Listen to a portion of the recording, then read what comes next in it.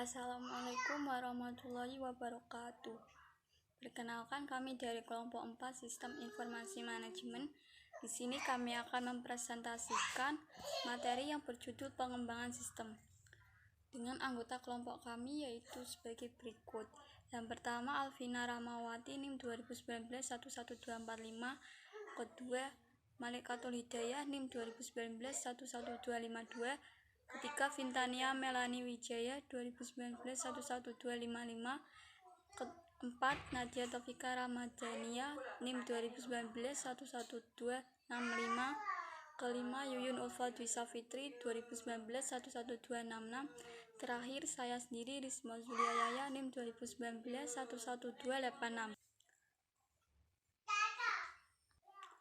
Materi pertama akan dibacakan oleh saudari Mbak Nadia. Cara mendapatkan sistem informasi dibagi menjadi dua kelompok, yaitu sistem informasi kumpulan prosedur dan sistem informasi program komputer. Kedua kelompok tersebut saling melengkapi serta dapat dikembangkan dengan cara yang sama, namun tetap terdapat perbedaan di antara kedua sistem tersebut. Cara mendapatkan sistem sebagai berikut. 1. Membeli sistem atau program jadi. 2. Memesan kepada perancang sistem. 3. Meminta pihak luar bergerak di sistem informasi untuk mengolah data perusahaan. Cara mendapatkan program komputer sebagai berikut. 1. Mencoba menggunakan program komputer yang diminati. Kalau cocok, barulah perusahaan membelinya. 2. Mengambil program atau sistem gratis dari internet. 3. Menyewa sistem, biasanya dibayar secara tahunan. Cara mendapatkan, membangun sendiri. Kebaikannya sesuai dengan kebutuhan, kelemahannya kurang profesional dan mengalami kurang uji cepat. 2. Membeli sistem jadi. Kebaikan siap pakai, cepat, profesional. Kelemahannya belum tentu bisa cocok dengan kebutuhan perusahaan. 3. Memesan kepada perancang sistem. Kebaikannya profesional sesuai kebutuhan perusahaan. Kelemahannya lama dan membosankan. 4. Mencari sistem gratisan. Kebaikan murah, cepat, bagus. Kelemahannya seringkali merupakan percobaan dari pembuatannya, tidak ada layanan. 3. Memakai outsourcing. Kebaikannya profesional, siap pakai. Kelemahannya relatif mahal. Perusahaan tergantung pada perusahaan lain. 6. Menyewa sistem. Kebaikan profesional, siap pakai, selalu up to date. Kelemahannya relatif mahal, memerlukan pelatihan, tidak sesuaikan dengan kebutuhan. Yang kedua, ada tahap pengembangan sistem.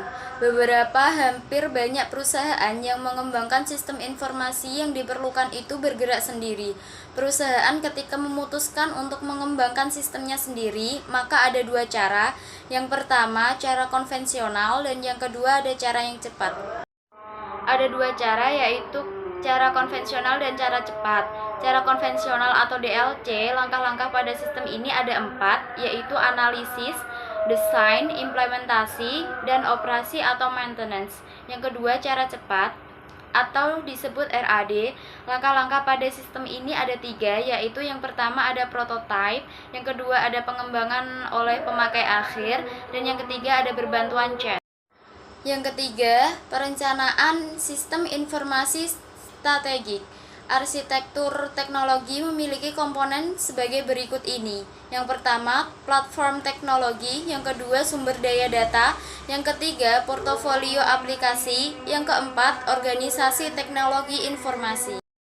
Sasaran utama dari upaya penerapan sistem informasi atau teknologi informasi dalam suatu organisasi yaitu yang pertama, memperbaiki efisiensi kerja dengan melakukan otomatis berbagai proses yang mengelola informasi.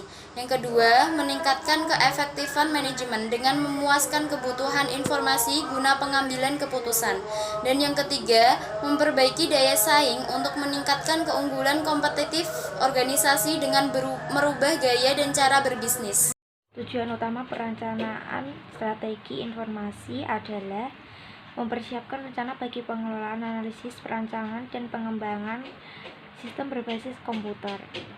Untuk perencanaan strategi informasi dapat dilihat dari dua sisi, yaitu satu, data. Arah tinjauan strategisnya adalah terhadap kebutuhan informasi yang dibutuhkan oleh enterprise.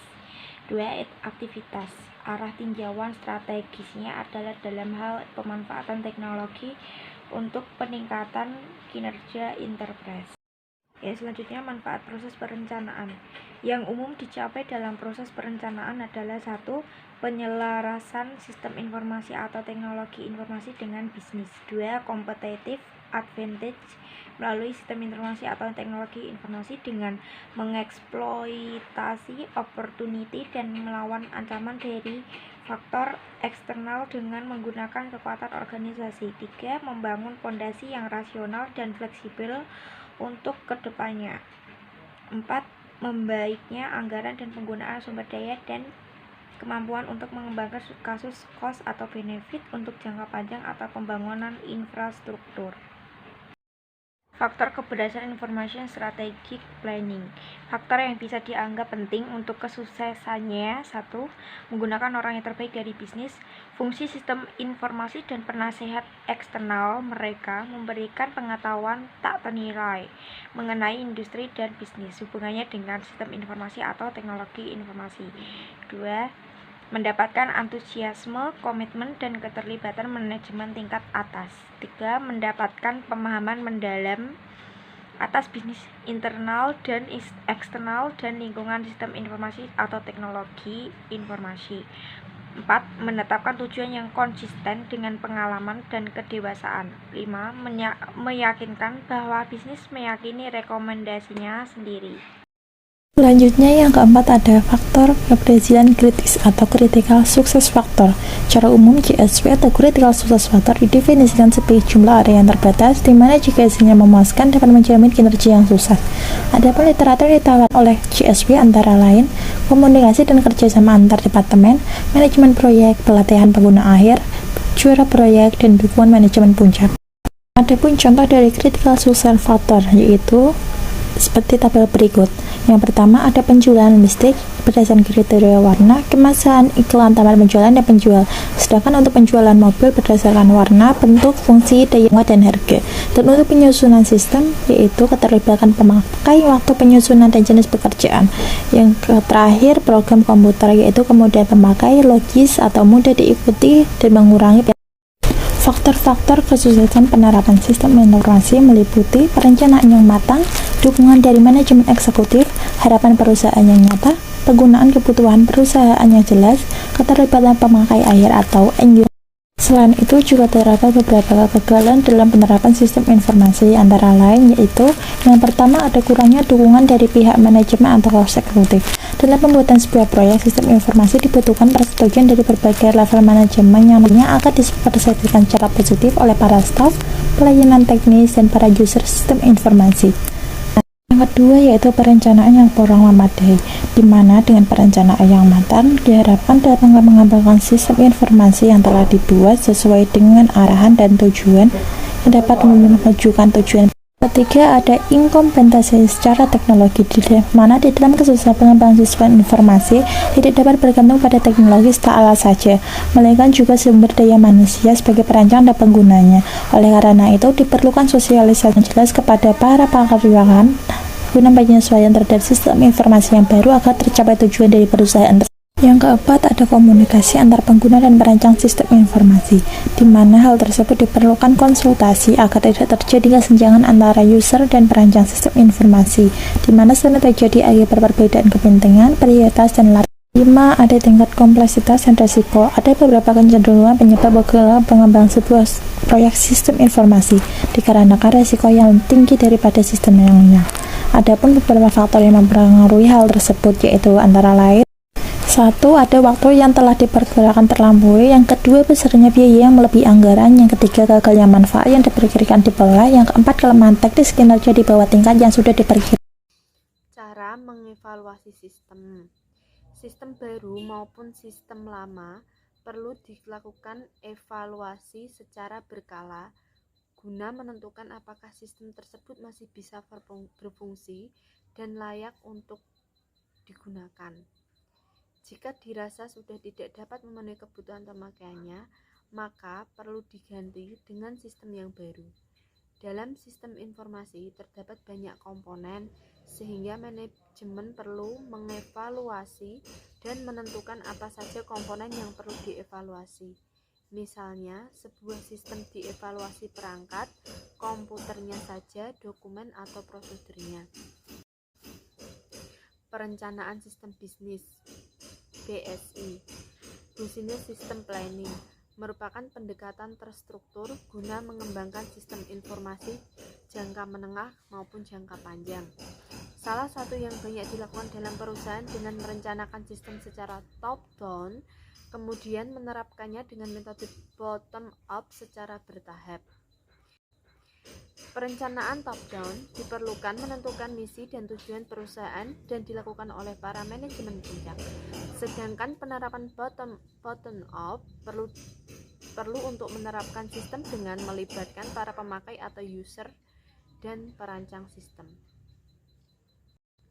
Tujuan atau misi perusahaan yang menggunakan penerapan top-down yaitu meliputi proses bisnis, lalu kebutuhan teknologi informasi, arsitektur teknologi informasi, hardware, software, data, dan jaringan.